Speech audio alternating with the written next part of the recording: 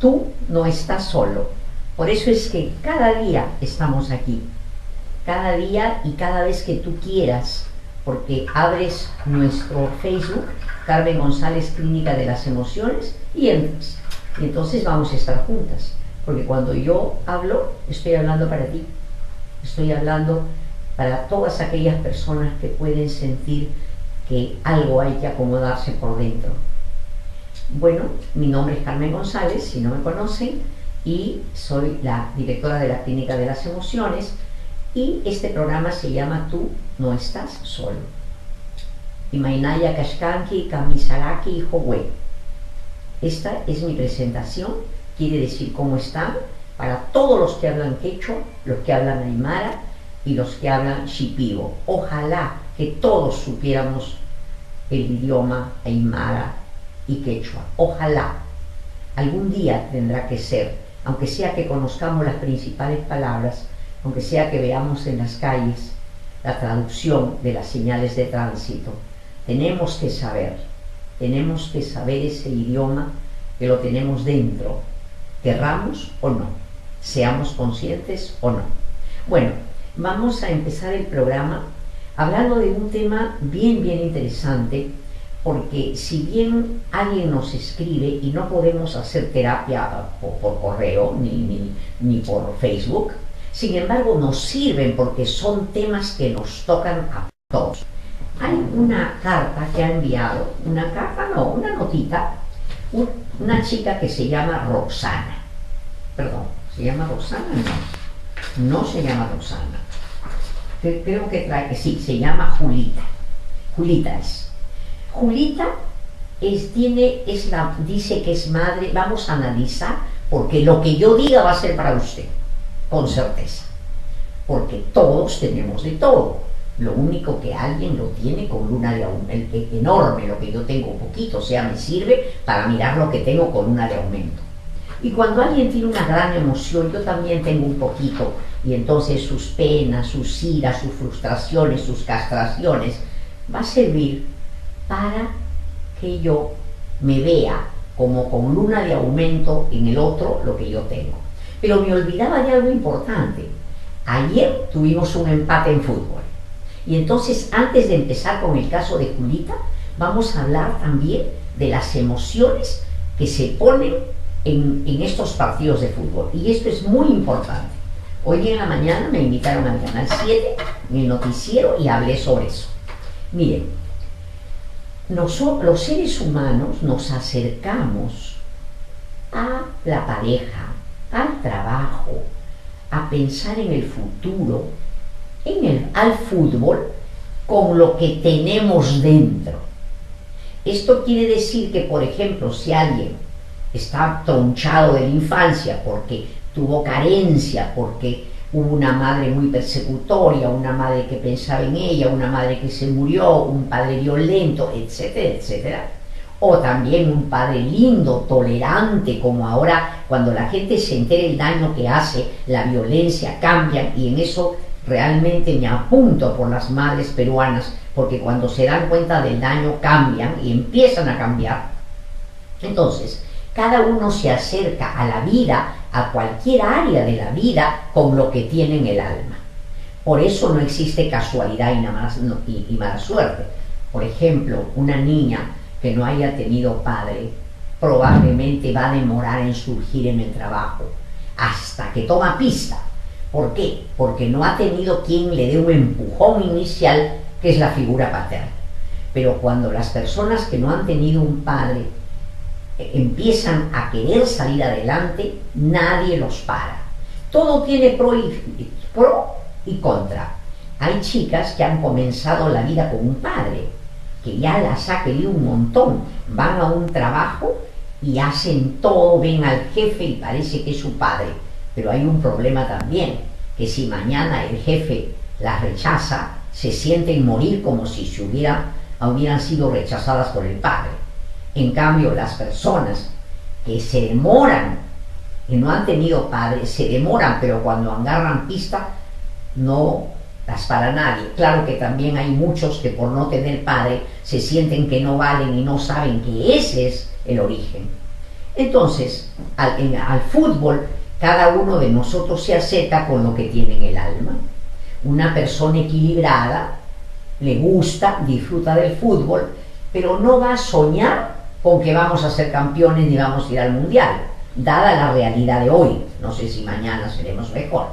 Entonces, cuando cada uno se acerca con lo que tiene y las emociones que sacamos en el fútbol están vinculadas entonces a mi orden o no. Así como un río o baja el agua del cerro y se le pueden hacer canales para que riegue plantas en una forma ordenada, cuando no hay canales bajo un huaico. Entonces, cuando hay muchísimas personas en esta sociedad que siguen con el huaico que les dejó padre o madre con sus maltratos, entonces en su casa sacan su huaico y atacan, y en el fútbol se desbordan. ¿Y qué cosa ocurre? Que tienen un grado enorme de idealización. Idealización quiere decir que no veo a la persona ni al grupo como es, sino que le pongo un plus, lo veo mejor. Alguien tiene como para 13 la nota y yo le pongo 20 y más, digo que debería haber una tabla especial. Entonces, eso es importante saber, que todos, por ejemplo, hay una etapa en la vida donde idealizamos. Cuando nos enamoramos, vemos a la persona mejor de lo que es, un poco mejor. Pero claro, si es que yo estoy muy mal, muy carente, muy vacía, entonces por compensación veré a la pareja súper maravillosa. Y cuando pase el enamoramiento, entonces no lo voy a ver como es, sino peor. De la idealización voy a pasar a la denigración. O sea, lo valorizo más de lo que vale, y después lo desvalorizo mucho peor de lo que realmente él vale. Entonces, en el fútbol, nosotros vemos personas que se desbordan. Primero idealizan, pero además se desbordan. Sí, y el pitazo final, ¿qué significa? Que durante todo el partido hay una contención de miedo por si pierde mi equipo, alegría cuando veo que hacen unos pasitos por ahí, mueven la pelota, pero hay desesperación cuando veo que pierdo, y el pitazo final va a ser el desborde de aquellas personas que no tienen organizada su personalidad, más o menos. A más desorden, menos canales construidos para que salgan nuestras emociones feas, entonces la situación va a ser peor. Por eso es que había los pandilleros son muchachos que no han tenido una historia linda en su vida.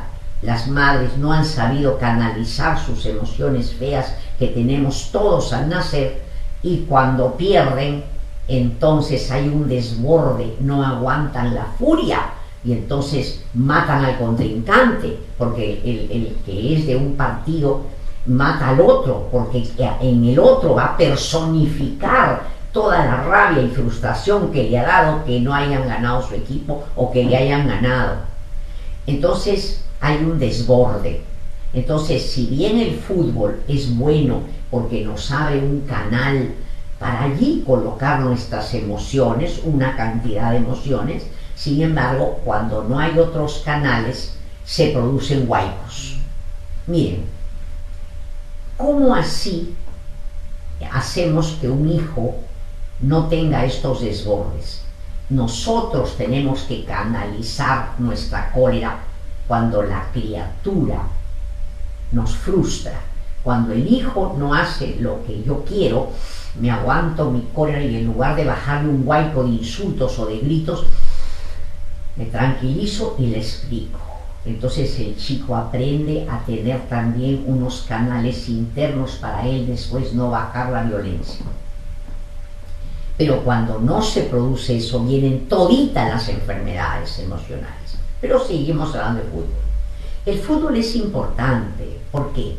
Porque en el fútbol podemos, por ejemplo, nuestros adolescentes pueden ver a un gran futbolista que sea disciplinado, trabajador en la cancha, esforzado y además que estudie, que sea ahorrativo.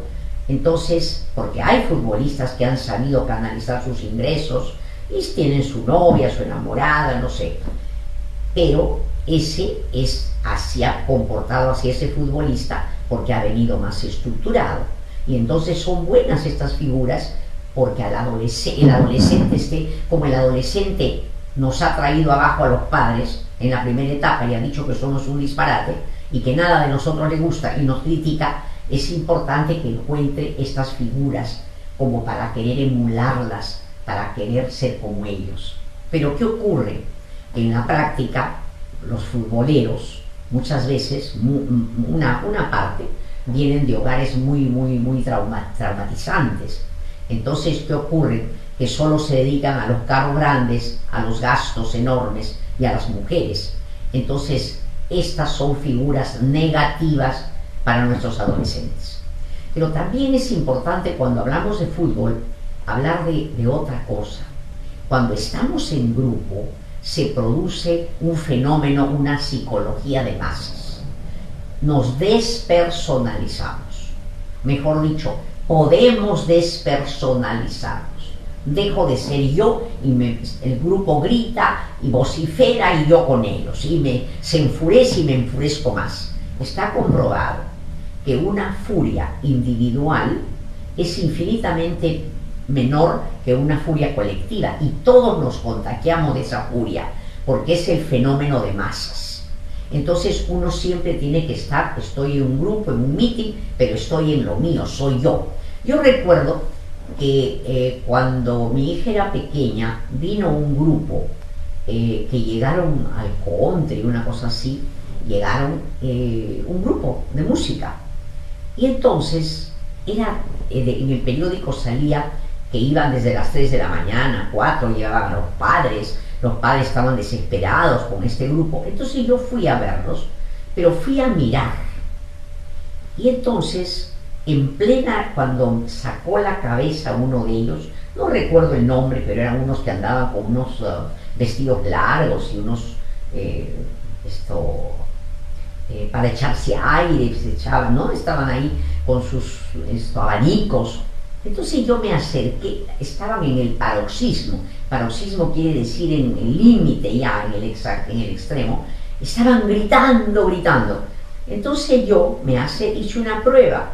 Me acerqué, creo que estudiaba psicología en esa época, me acerqué a una niña y le dije: hijita, ¿tú en qué año estás? Miró, ¿qué? Le costaba decir en qué año estaba.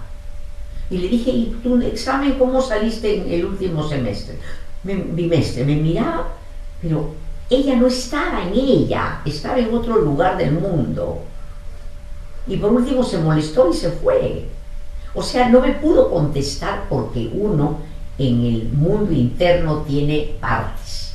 Por eso, cuando decimos de que el hombre maduro es aquel que controla sus emociones, no es que no salgan, sino que las reconozca y las tenga bien ubicadas, que diga: esta persona me da cólera, pero la verdad es que no tengo por qué, respiro y me callo.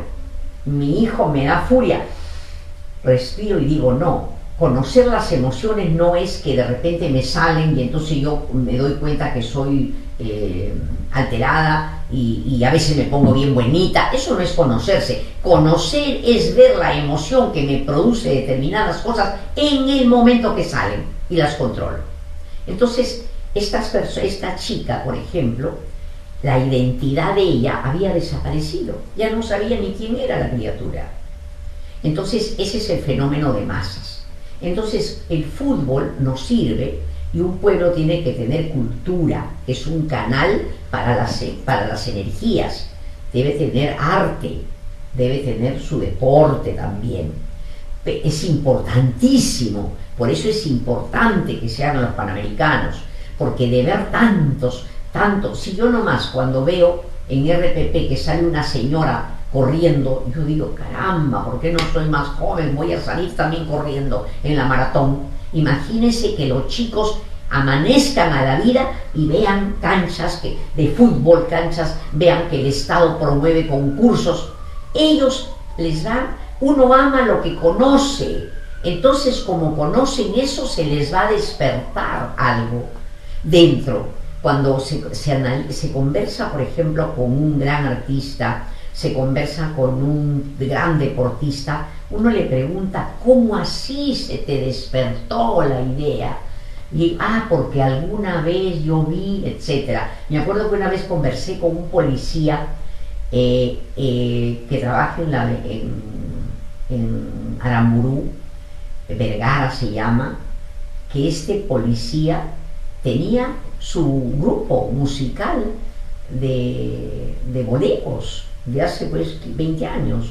Entonces yo le pregunté, ¿y cómo así se te despertó? Porque todos tenemos que despertar cosas, sino que a veces estamos tan angustiados que no despertamos, y uno tiene que ser honesto y honesta y decir, ¿por qué no me gusta la música? ¿Por qué no me gusta el teatro? ¿Por qué no me gusta? Y tiene que llegar a la conclusión que a lo mejor en su casa había mucho problema y no podían. Entonces en ese momento yo tengo que ser consciente, no me gusta el arte porque no me acerqué, pero como yo soy mi padre y madre y hago conmigo lo que quisiera con mi hija, entonces lo voy a hacer. Bueno, entonces esto para decirles de que este señor me contó de que cuando era pequeño, un técnico Vergara, me dijo, yo cuando era pequeño, yo no sabía cantar, pero canté en el colegio y la verdad, no canté bien, pero se me acercó un profesor y eufórico me dijo, te felicito, vas a ser un gran cantante. Y en su casa cantaba y nadie le hacía caso, y decidió ser cantante. Miren cómo la palabra mágica de alguien nos despierta eso que todos tenemos. Entonces, imagínense que en este país veamos que somos los anfitriones de los Juegos Panamericanos. Se imaginan cómo los chicos se despertarán, en lugar de estar viendo en la televisión tanto disparate, ver equipos de fútbol, de natación, una maravilla.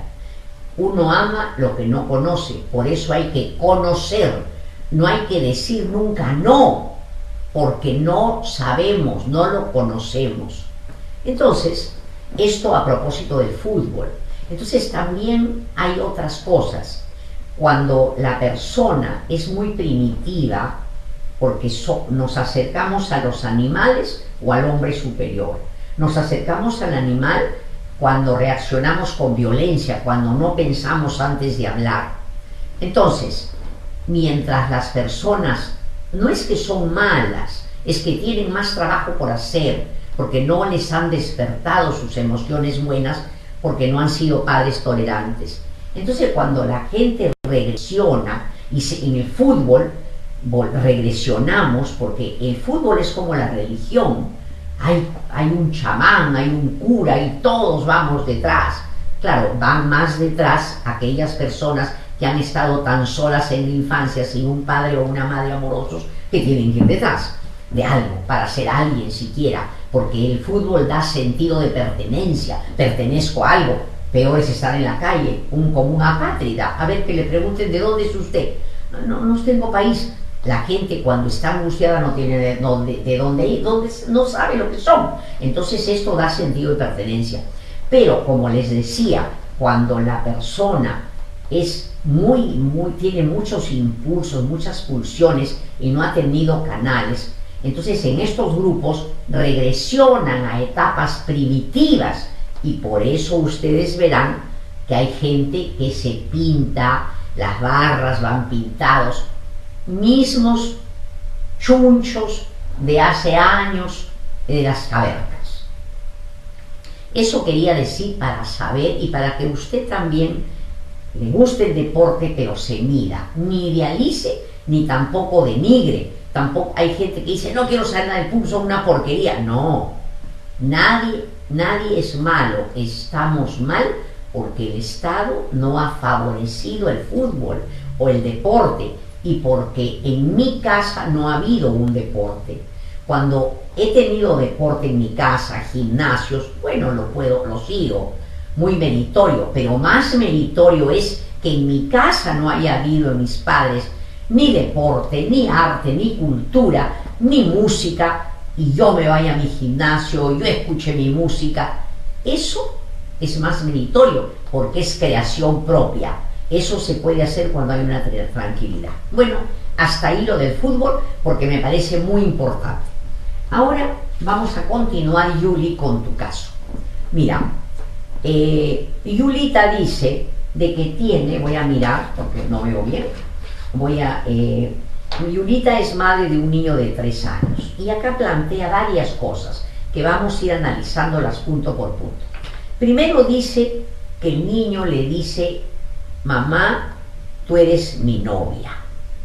Ella dice que le da mucho afecto, pese a que tiene mucho trabajo. Por otro lado, dice que le da pena que no tenga padre la criatura, pero menos mal que tiene su otro padre, tiene su padre y 2 hermanos que le dan amor. Hasta ahí está muy bien. Qué bueno que una criatura tenga amor de abuelos y de tíos. Pero por si acaso, Yuli, no son padres, ni son figura paterna. Muchas hijas son madres solteras porque se han quedado fijadas a su papito. Entonces se enamoran de personas que no tienen capacidad para ser padres, porque ellas están mal, porque inconscientemente no desean tener una pareja. ¿Y qué hacen? Tienen el hijo y lo llevan a su casa. Entonces, ¿quién es el padre? El abuelo.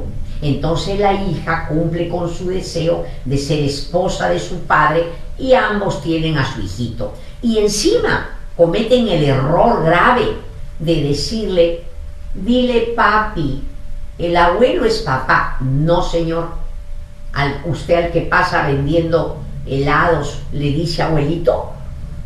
Va al de la tienda y le dice hola papito y le da su beso. No, dirían que está usted loco o loca. Cada cosa tiene su nombre, si no hay locura escondida.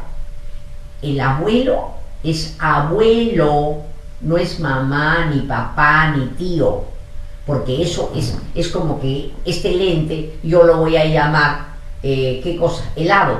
No, pues no, todo por su nombre. Lo que pasa es que ahí se esconde: qué pena que mi hijito no tenga padre, y se esconde el deseo de toda hija de tener un vínculo sexual con el padre, que aunque sea sale escondidito cuando mi hijito le dice papá. No, señor. Entonces, pero también hay otra cosa. Ella dice que le da pena su hijo, que además, ¿qué le va a decir cuando esté mayor? Mira, lo que hace daño al hijo no es su historia terrible. Lo que hace daño al hijo es la mentira. ¿Por qué? Porque la criatura desde que es chiquito siente, porque hay un detector de mentiras, porque es una máquina que de acuerdo a los tonos de voz sabe si mentimos o no, porque hablamos diferente. Si a mí me dicen que tengo que tener un premio si me llamo Juanita Pérez, y me dicen: ¿usted cómo se llama, doctora? Juanita Pérez. Sale una voz, pero no es lo mismo que me digan: ¿usted cómo se llama? Carmen González. Sale con otro tono. Por eso los detectores de voz de mentiras ven en el tonito, porque es diferente. Cuando uno dice la verdad sale del corazón, cuando uno inventa sale de otro lugar, y los chicos tienen un detector de mentiras dentro y lo ven, lo sienten. Entonces, todo hijo todo ser humano que ha nacido es maravilloso.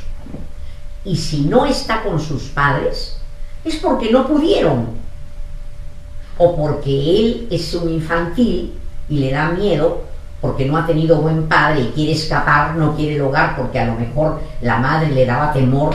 Hay niños que sueñan con araña cuando la madre es violenta y es acaparadora, invasora.